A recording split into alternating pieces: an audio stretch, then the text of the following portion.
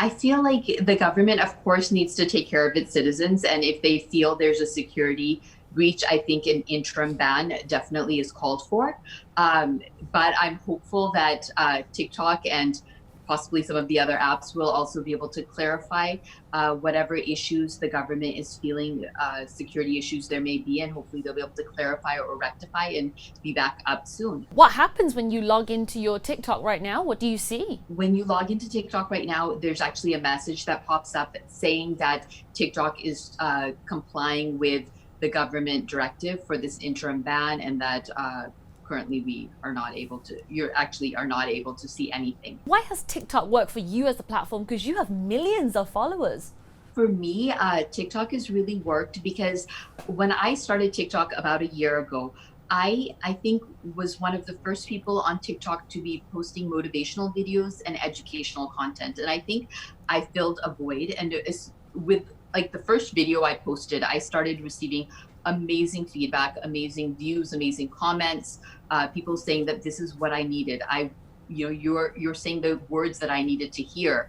One of my very early on videos was about domestic violence. I had women telling me that by watching your video, I have had the courage now to leave an abusive situation, an abusive relationship. And so I feel like I was filling a void. Now, the amazing thing is that since then, TikTok has started this hashtag EduTalk program in India. And through that, the program's main goal has been that we all should share what we can with others, teach others while learning from others. I found that the TikTok audience is very receptive to learning and self-betterment. How will this ban affect your fans and followers? I've had a lot of people asking me now, where are we going to learn English? How are we going to learn English? Because I think for today's society, people are really busy. So a lot of long form platforms don't work for them, either because they don't have the data on their phone to be able to use that platform, or because they don't have an hour to sit and learn English. But I was providing English lessons in 20-second segments or 15-second segments that people could just bite-sized portions where you could learn one thing every time you open the app. And so people really took to that. Have you heard from anyone since the ban, like how it's affected them? Yes, I actually, when the ban was announced, I started going live on TikTok just to be able to connect with my community, to be able to talk to people and to encourage them. And a lot of them were saying, I can't stop crying. I had people telling me, I feel like I'm spiraling into depression.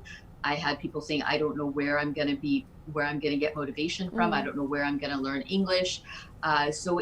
I think people have taken it hard. It's been hard on people just because it was an all of a sudden thing that really was not anticipated at all. For people who have used TikTok to make a career from this app, how do you think those users will react to this ban? I think right now everyone's in a state of shock. I think people don't know what to do or how to react. I think a lot of us are hopeful that whatever security issues the government believes there to be will hopefully be clarified when because TikTok is being given an opportunity. I think all the apps are being given an opportunity to explain and to provide evidence.